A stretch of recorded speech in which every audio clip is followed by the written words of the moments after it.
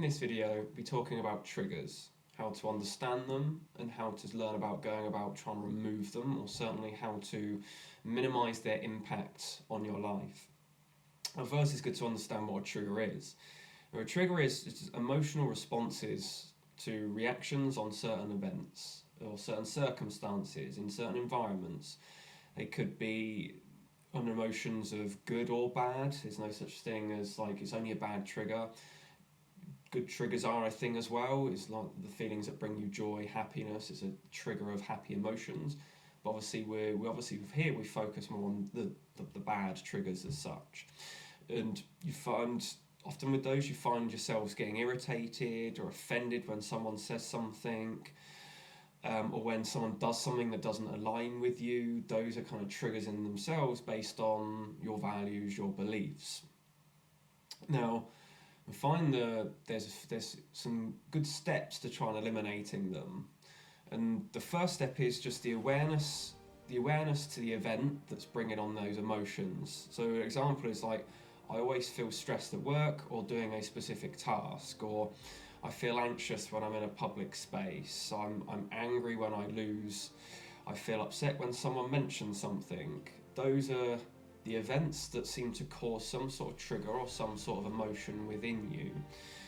And I think when those feelings come up, I think the next step is the important one of understanding what the emotion, the trigger that you're looking to remove. Is it anger when that event happens? Is it sadness? Is it links to feelings of lack from past events, for example? It's understanding what the event is and what the triggered emotion that comes from it, and what if those emotions are the ones you're looking to remove. Because then the final step is to what reactions ultimately do you want to have instead. Now, I think working on triggers is a very more of a detailed process, but what we're discussing here is just the first steps in understanding why they're a trigger, or certainly be aware to what it is that's triggering you. And I think through that awareness and then brings initial clarity, those are the big tools to kind of have to start you on your way. And I mean, it's all relevant, and a lot of times if it's an overriding trigger, is it something more detailed that needs to be broken down from a certain event? Like, I'm upset because of this. Okay, what is it about that upset you? It's this specific part.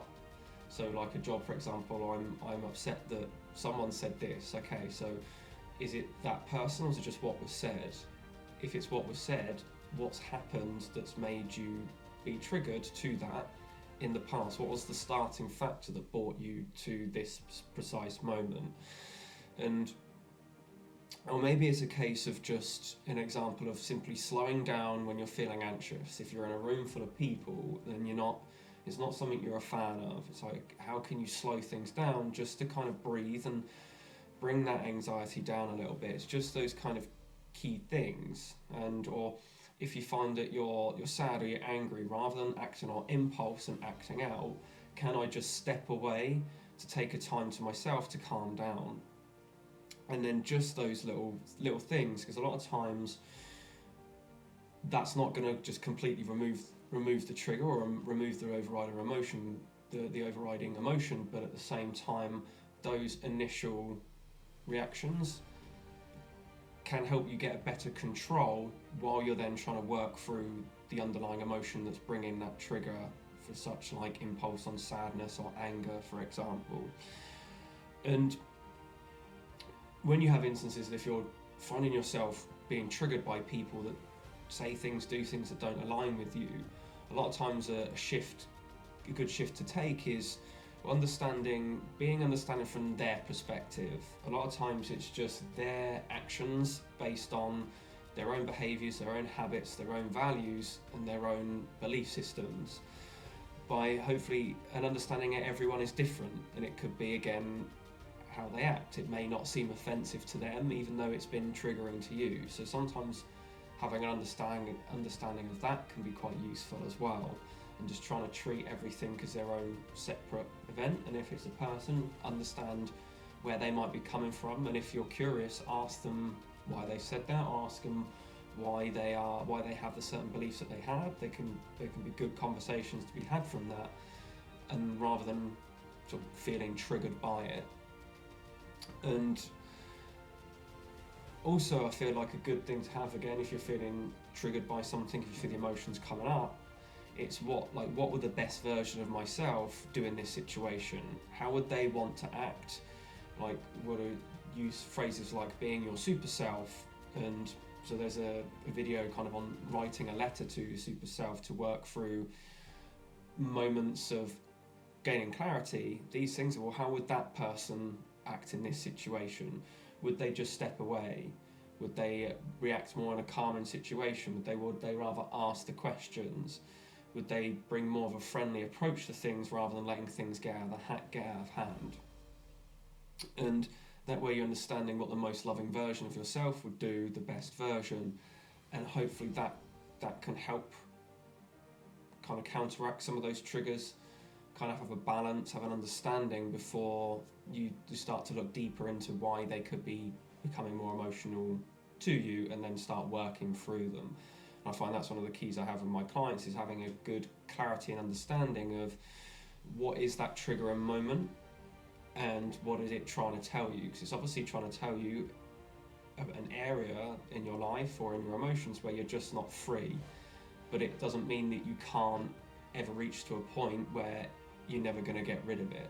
It's all just understanding where it came from so you can start breaking through it.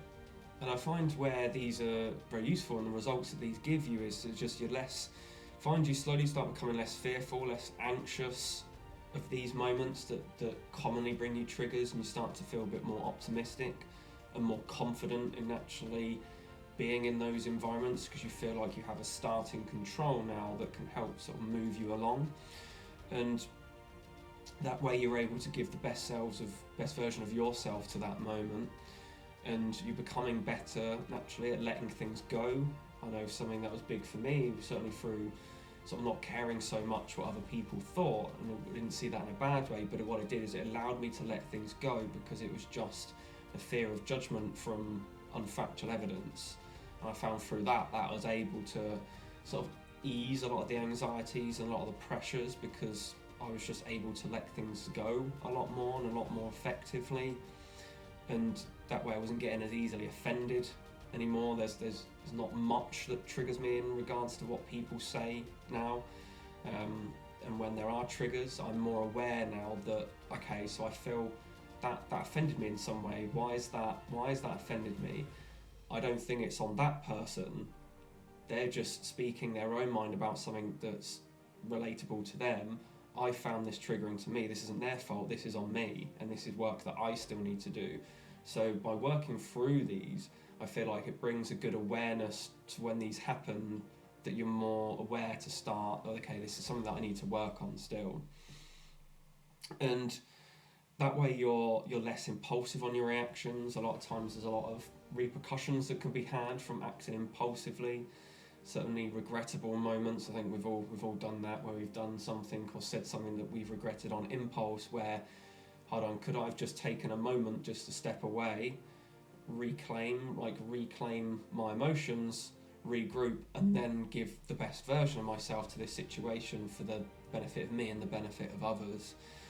And I think in coming with that, where there's the confidence of being more aware, there's the increased feeling of love and worthiness, because you're only looking at yourself with potential. You're only speaking to yourself with truth, with positivity of things that can work in your favour.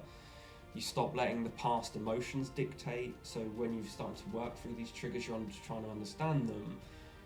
You're realising that they no longer, the events of the past are no longer dictating your actions now and in the future, because you've understood where the triggers are coming from. You've been able to start working through them. And just remembering again that there's more positive things to be had from these negative emotions, these negative triggers that keep coming up. It's all lessons to be had. It's there to teach you something of somewhere where you're not free, and therefore it's again giving you more freedom, where you're no longer a prisoner to your triggers, you're no longer a prisoner to your emotions, because you're doing the work to start working through them, that you start getting more of your strength back, I'd say. And that's certainly reigned true for me when I've tried working through my triggers, as I found that you're just not bothered by things anymore, and therefore you have more energy to put into you in a lot more positive way, and a lot more beneficial ways for you. So hopefully you found this video useful on how to understand what a trigger is, understanding the steps to try and eliminate them, the starting points of getting clarity on what it is that's triggered you, what emotions you're trying to look to remove, and how you can start shifting that default from, okay, this triggered me, rather than the negative, what's the positive that's going to come from it? What's the best version of myself that I can give to that situation? And yeah, as usual, hit subscribe if you want to see more videos like this, and get in touch if it's something you want to work on together. And I hope this was useful.